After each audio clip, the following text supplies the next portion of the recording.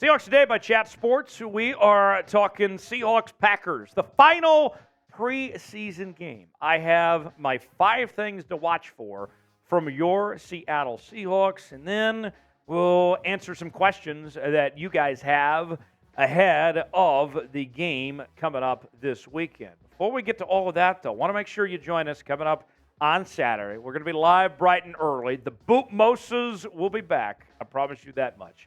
As we get going about 9 a.m. Pacific time, noon on the East Coast for our pregame show, and then we'll be live for the entire game. Having a few drinks on hand, analyzing the game in real time. Myself, Tyler Smith, Smitty will be here with me. And what I've been told is that we need to try to get to 40,000 subscribers before football season actually starts, week 1. And the threat that's been made by the bosses is if we don't get to 40,000 subscribers before football season, we might have to become an LA Rams channel. Wouldn't that be awful? Can't let that happen. Not on my watch. Subscribe to Seahawks Today for free and help us get to 40,000 subscribers for the latest happenings in your Seattle Seahawks. Don't let this become a Rams channel. We are less than 800 subs away from reaching that milestone. Going to be a big deal when we reach 40,000 subscribers, but we need your help to get there. Subscribe now for free. YouTube.com/Seahawks TV. Turn on notifications so you never miss a moment. Seahawks Today will have you covered here on the channel. You will not want to miss out. Let's begin with the Drew Lock experience. We were told by Pete Carroll that we will see a lot of Drew Lock this weekend. And it's been a much different circumstance for Drew Lock this preseason, comparably speaking to last year when he was competing for the starting quarterback job with Drew Lock. But Lock, he's been, pun intended, locked in so far to this point. He's seen significant playing time in the first 2 preseason games. He did hyperextend his knee last week against Dallas, but it looks like he's going to be just fine, as the report afterwards was the x-rays came back negative, that he should be okay. And he's had an encouraging offseason is how I would describe it. An encouraging offseason and an encouraging preseason. And here's the deal. I look at it this way. You see the numbers. Drew Lock's been very solid throughout this preseason. I am to a point where I feel comfortable that if Drew Lock has to step in for Geno Smith, if he gets hurt or something, whatever it may be, Drew Lock can get the job done. I am convinced that Drew Lock is capable of leading this team to victory if something were to happen. Drew Lock has won me over with what he's done so far in this preseason to be a competent backup and lead the charge if something happened. Number 2, the wide receiver room for the Seattle Seahawks. This is a fun group, right? JSN's not going to play. He's out. Hopefully the Seahawks get him back for week 1. But beyond that, the story of training camp into this preseason has been Jake Bobo mania. Bobo has been fantastic. 5 catches, 78 yards, nearly 20 yards of reception, and 29-yard long. Bobo's been fantastic. And I personally think when you add in Bobo, JSN, already having DK Metcalf and Tyler Lockett and others, this looks like the best wide receiver room we've seen in Seattle in a long time. There's going to be some decent quality wide receivers that are going to be cut, that aren't going to make it. You look at, D. Eskridge, for example, his future. He's got the 6-game suspension. Is he going to have a spot when he comes back? What about Young, who they drafted last year they were pretty optimistic about? Matt Landers has looked solid in the preseason. Probably not a spot for him at this point here. This group is just fantastic. I really like what the Seahawks are offering at the receiver position. Bobo's been so good, I don't even know if he's going to play on Saturday if they really want to put him out there. So very optimistic about this group and what they have going forward. What do you think of this game coming up Saturday? Predict it for me in the comments section. How do you think this game fares out? Do the Seahawks win? What's the final score going to be for their final preseason game? It's our pinned comment today. Tell me what you think. What will the final score be? Weigh in the comment section how you think this one plays out. Number 3 on our what to watch for segment, saved by the Levi Bell. Where did this guy come from? That's the million-dollar question all of us have been asking over the last couple of weeks, as Levi Bell has just come to life and been a sneaky good find for the Seattle Seahawks. He was undrafted out of Texas State, went on to the USFL to play for the Michigan Panthers, and Jeff Fisher was already gone by then. He was on an island basically there in Michigan.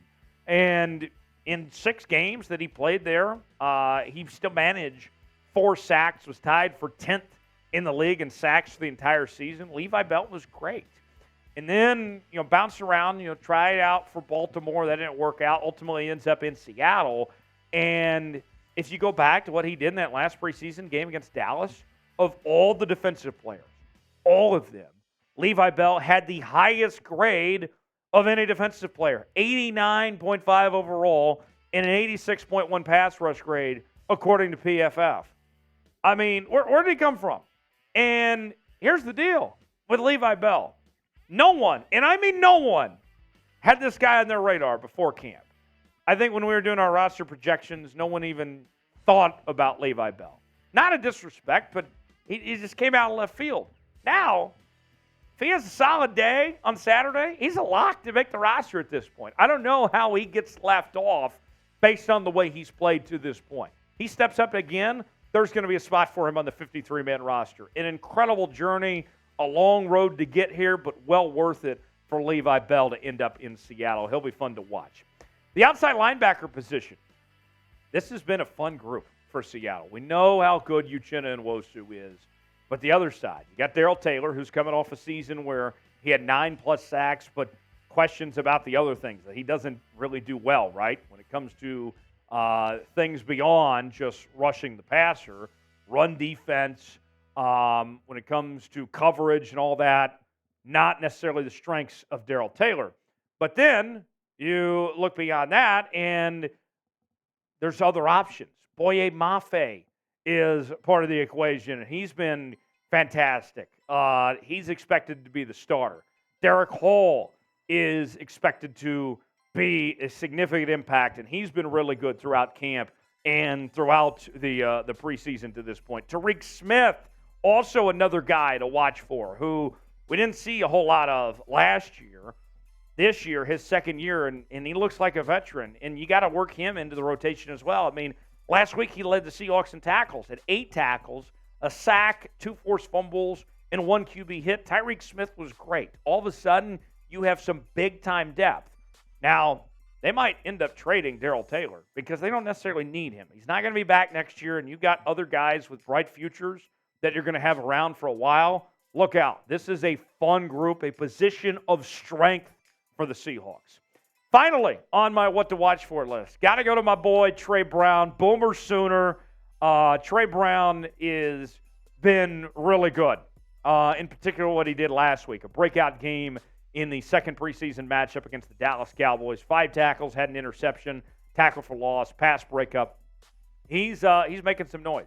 I really like what I've seen from Trey Brown to this point. And, you know, what his role is to be determined of sorts, because you already have the 2 outside corner spots locked up.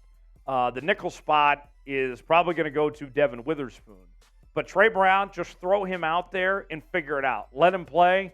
And the main thing is just having him out there, that depth that he brings, a starter quality corner that's going to be your number 3 or 4 corner. That's a difference maker for the Seattle Seahawks. I'm excited about Trey Brown, and hopefully he shows more in this preseason game coming up this weekend. Who's the player to watch? I named a few guys. There's obviously some others out there. Weigh in the comment section. Give me some players that come to mind who you think are going to stand out and have a nice night for the Seattle Seahawks coming up on Saturday. BetUS is the exclusive sportsbook partner of Chat Sports, and they're sponsoring today's episode. And here's the deal. If you go to chatsports.com/bet, enter the promo code Seahawks125, you will get a 125% deposit bonus. Put $100 down, get $125 to spend for free at chatsports.com/bet, promo code Seahawks125. The latest odds on your Seattle Seahawks against Green Bay, a little bit of an underdog. Seattle, 3-point underdog. And the over-under is set at 40 right now. So if you want to bet on your Seahawks, maybe you want to bet on some baseball with the Mariners, or you want to bet on some soccer, some motocross, your motorsports, whatever it may be, go to chatsports.com/bet, enter the promo code Seahawks125 to get your bets in now while you can, and you'll be glad you did. Chatsports.com/bet, promo code Seahawks125. Now, before we go, I want to answer a few questions from our live show from the YouTube chat, starting with Michael that says, what's the possibility of one of our corners being traded? Michael, great question there. I think it's possible. If you're the Seahawks, and we've heard the reports that they feel pretty good about their defensive line, despite the question marks that we may have here, there's two potential options for trade pieces to help improve that defensive line. That would be Mike Jackson, and the other would be Darrell Taylor. And if you're the Seattle Seahawks, think about this. With those two positions in mind, Mike Jackson, as much as we like him, he's not a part of the long-term plans for the Seahawks. Neither is Darrell Taylor. So in theory, you could trade either one of those and get something out of them. Mike, the most likely to get traded, but I don't think it necessarily happens. Nick Fury checking in, says hashtag Seahawks, hashtag Papa Seahawk. What are the chances of getting Trey Lance? What are the chances and what are the risks and rewards of such trade? Chances are zero. Trey Lance is not going to be in Seattle. I think his market is going to be about a 4th or 5th round pick. He was named the number 3 quarterback by San Francisco. Talk about a fall from grace. And quite frankly, I don't want Trey Lance either. I don't want to give the Niners draft capital. And on top of that, I don't want the quarterback situation adding in a Trey Lance who has not been good. I don't think Trey Lance is worth anything. I'm out on Trey Lance. I don't think he's going to do anything in this league. The Niners are going to move on from him, and I don't see him being successful anywhere. So, no thanks. Don't need Trey Lance. Legion Forever writes, any concerns about Mike Jackson after he got cooked last week?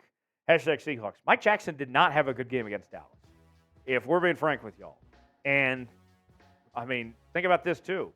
He was going up against the second teamers of the Dallas Cowboys, and yet he struggled. I'm not overly concerned. It was one bad game, one preseason game. It's early. We saw Mike Jackson, the sample size last year of 17 games, starting all 17 games and playing well and holding his own for 17 games. I don't think that's an issue that lingers on. I feel fine about Mike Jackson. If they trade him, I'm not going to lose sleep over it. But I'll say this. I'm not necessarily concerned that he's going to have this issue because he had one bad preseason game. I mean, think about this. Pete Carroll's been talking about all offseason long how he was the MVP of the offseason, that he was great throughout minicamp and OTAs and training camp. Mike Jackson, I think you're going to see more of that and less of what we saw against Dallas.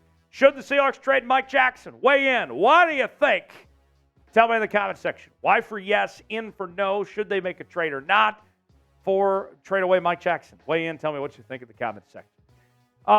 Don't miss out. We're going to be live for our Seahawks-Packers watch party coming up on Saturday, 9 a.m. Pacific time. Going to be bright and early, but don't worry. Me and Smitty, we're going to have a good time here with the 12s. You will not want to miss out on it. We'll have a few drinks on hand, analyze the game in real time. It is guaranteed to be a good one. Seahawks, Packers, Saturday night live right here on Seahawks.